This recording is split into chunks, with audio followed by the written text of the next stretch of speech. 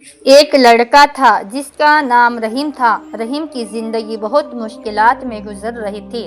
اس کے پاس اتنی زمین بھی نہیں تھی کہ وہ اپنے بچوں کا پیٹ بھر سکے، لیکن پھر بھی وہ اپنے عمل میں بالکل ایماندار اور سچا تھا۔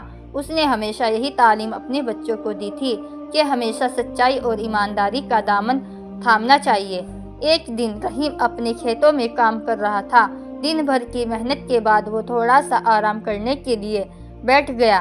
جب اس نے اپنی نظر زمین پر ڈالی تو اسے کچھ چمکتا ہوا نظر آیا۔ رحیم نے زمین کو کھود کر دیکھا تو اسے ایک چھوٹی سی صندوق مل گئی۔ اس نے صندوق کو کھول کر دیکھا اور اس کے ہوش اڑ گئے، کیونکہ اس میں سونا اور چاندی بھرا ہوا تھا۔ رحیم نے سوچا کہ اگر یہ سونا اس کا ہو جائے تو اس کی زندگی میں سب کچھ بدل سکتا ہے۔ وہ غربت سے نکل سکتا ہے اور اپنے بچوں کو بہترین تعلیم اور زندگی دے سکتا ہے۔ لیکن پھر اس کے دل میں ایمانداری کا جذبہ جاگ اٹھا۔ اس نے سوچا، یہ سونا اور چاندی میرا نہیں ہے، شاید یہ کسی اور کا کھو گیا ہوگا۔ مجھے اسے اپنے پاس نہیں رکھنا چاہیے۔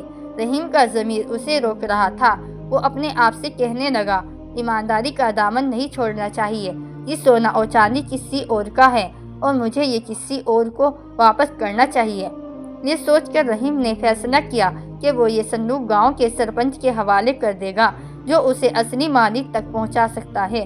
وہ سیدھا سرپنچ کے پاس گیا اور اسے صندوق اور اس کے اندر کا سونا اور چاندی دکھا دیا۔ سرپنچ نے رحیم کی ایمانداری اور سچائی کو دیکھا اور اسے خوش ہو گیا۔ اس نے کہا، رحیم، آج کل کے دور میں اتنی ایمانداری بہت کم دیکھنے کو ملتی ہے۔ تمہاری اس ایمانداری پر میں تمہیں انعام دینا چاہتا ہوں۔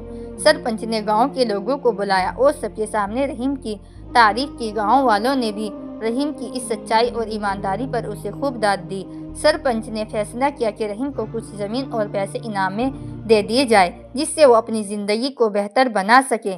یہ سن کر رحیم کے چہرے پر خوشی کی چمک آ گئی۔ اسے اپنی ایمانداری کا اچھا انعام مل گیا۔ اس طرح رحیم کی غربت دور ہو گئی اور وہ اپنی ایمانداری کی وجہ سے گاؤں والوں کا بھی چہیتا بن گیا۔